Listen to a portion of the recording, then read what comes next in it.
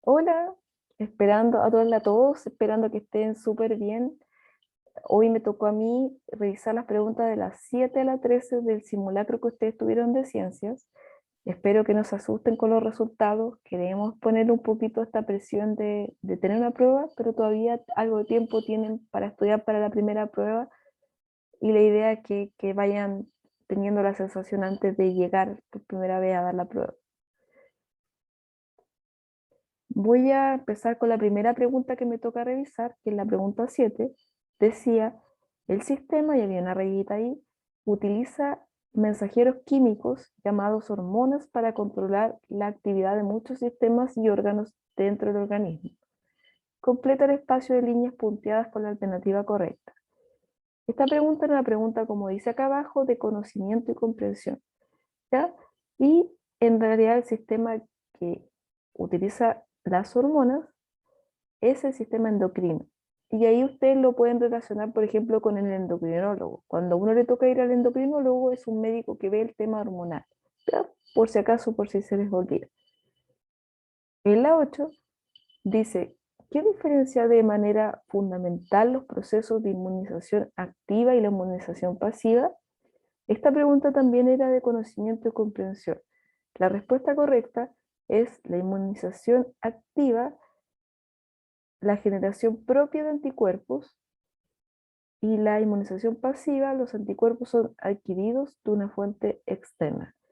O sea, ¿qué quiere decir? Aquí había como faltó alguna palabra entre medio, quizás para redactar mejor, pero lo que quería decir es que la inmunización activa, en la inmunización activa se genera de forma propia los anticuerpos. ¿Ya? Por ejemplo, si a mí me da una enfermedad, voy a generar anticuerpos por el COVID, por ejemplo, y cuando me dé por segunda vez, lo más probable es o que no me vuelva a dar, si me contagio nuevo, no me vuelva a dar, o me dé de una manera más suave. En cambio, la inmunización pasiva es cuando no lo genero yo. Por ejemplo, un bebé que a través de la leche materna consume los anticuerpos de su madre. Y ahí está protegido también a las enfermedades. La pregunta 9, ¿cuál de las siguientes opciones no es una función del sistema nefrourinario? Aquí también era de conocimiento y comprensión.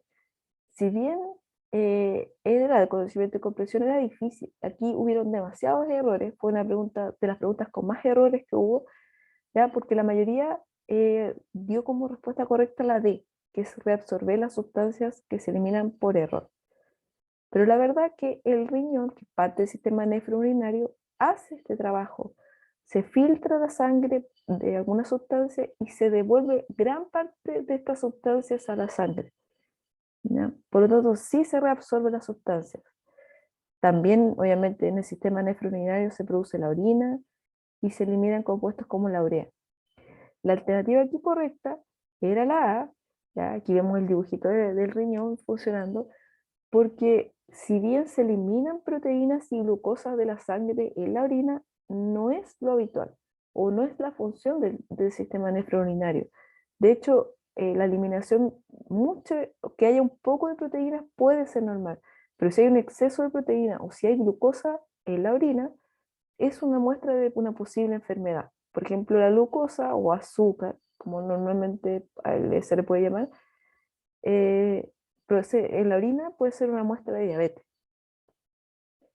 La pregunta 10 decía, de las siguientes situaciones que se te presentan, ¿con cuál podrías realizar un símil con el mecanismo de retroalimentación negativa de las hormonas? En este caso era una pregunta de aplicación, a diferencia de las de conocimiento y comprensión que son la mayoría de la prueba. Aquí uno tiene que saber la materia, pero a la vez la tiene que aplicar. Ya era una pregunta un poco más difícil. Acá hay un texto que dice qué es la retroalimentación. Dice, la retroalimentación es un mecanismo de control de sistemas en el cual los resultados obtenidos de una tarea o actividad son retroinducidos en el sistema con la finalidad de incidir o actuar sobre las decisiones o acciones futuras, bien sea para mantener el equilibrio en el sistema, bien para conducir el sistema hacia uno nuevo. En este sentido, podemos hablar de dos tipos de retroalimentación, la positiva y la negativa. Ahí estamos hablando en general. O sea, cuando hay retroalimentaciones cuando yo aprendo un poquito de lo que la experiencia pasada y actúo de cierta forma. Cuando es activa, generalmente yo exacerbo una reacción, ¿ya? Y en la negativa no, yo regulo las acciones, ¿ya? En este caso la respuesta correcta es la B. Tienes frío y prende la estufa, al rato te da calor y la apaga, ¿ya?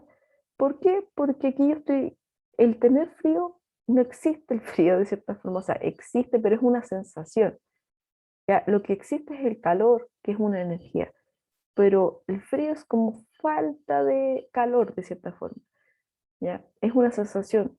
Por lo tanto, aquí lo que estoy haciendo es regular mi sensación de frío en mi psicología, en mi cabeza. Entonces, al prender la estufa, yo estoy aprendiendo, digo, mi cuerpo dice, si se prende la estufa va a haber más energía calórica, por lo tanto va a aumentar la temperatura del entorno, por lo tanto no tienes que sentir frío, ¿ya? Y por eso al rato ya no sientes frío y yo apago la estufa. La 11 dice, ¿cuál es el tipo de energía que se obtiene en el movimiento de cargas eléctricas, electrones que se producen en el interior de materiales conductores?